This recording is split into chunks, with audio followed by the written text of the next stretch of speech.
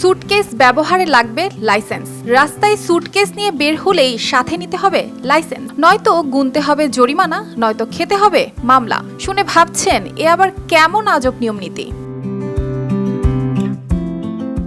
দেশটির নাম জাপান। এ দেশেই জারি করা হয়েছে এমন নীতি। প্রযুক্তির দিক দিয়ে এই দেশটি কতটা এগিয়ে তা সবারই জানা। তথ্য প্রযুক্তিতে নতুন নতুন সংযোজন ঘটানো দেশটির জন্য নতুন কিছু নয়। তেমনি তাদের এক আবিষ্কার বৈদ্যুতিক সুটকেস। সে দেশে বাইসাইকেল বা মোটর সাইকেলের আদলেই তৈরি হয়েছে চলন্ত বৈদ্যুতিক সুটকেস, যাতে করে মনের আনন্দে গায়ে বাতাস লাগিয়ে গন্তব্যে পৌঁছানো যায়। শুধু স্থানীয়রাই না, জাপানে যারা বেড়াতে যান তাদেরও অন্যতম পছন্দ হলো চলন্ত সুটকেস।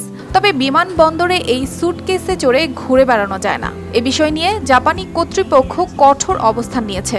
সেখানে এই চলন্ত সুটকেসটি চালাতেও নাকি লাগবে ড্রাইভিং লাইসেন্স।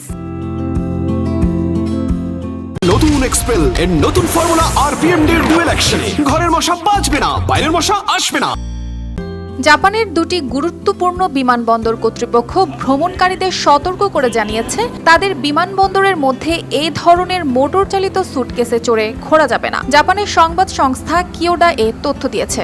জাপানের পুলিশ কর্তৃপক্ষ স্থানীয় সুটকেস বিক্রেতাদের নির্দেশ দিয়েছে, তারা যেন এই ধরনের সুটকেস বিক্রির আগে ক্রেতাদের জাপানের কঠোর আইন বিষয়ে সতর্ক করে দেয়। প্রতিবেদন অনুযায়ী জাপান সম্প্রতি এই বৈদ্যুতিক সুটকেসকে মোটর চালিত গাড়ির শ্রেণীভুক্ত করেছে। এগুলো তাই সেখানকার রাস্তায় চালাতে হলে ড্রাইভিং লাইসেন্সের পাশাপাশি প্রয়োজনীয় নিরাপত্তা উপকরণ সঙ্গে রাখতে হবে। এদিকে গত জুন মাসে ৩০ বছর বয়সী এক চীনা নারীকে ওসাকার রাস্তায় এই ধরনের সুটকেস চালানোর অপরাধে সাজা দেওয়া হয়েছে। জাপানের ট্রাফিক আইন অনুযায়ী ওই নারী যে সুটকেস চালাচ্ছিলেন সেটি ঘন্টায় ১৩ কিলোমিটার পর্যন্ত চলতে পারে এবং এটি মোটর চালিত বাইসাইকেল শ্রেণীতে পড়ে। এ ধরনের সহজে বহনযোগ্য লাগেজ চালাতে ড্রাইভিং লাইসেন্স প্রয়োজন।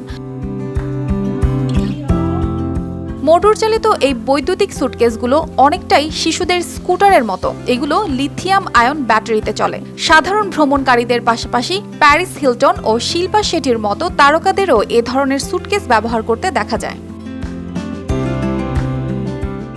অর্পিতা জাহান, RTV।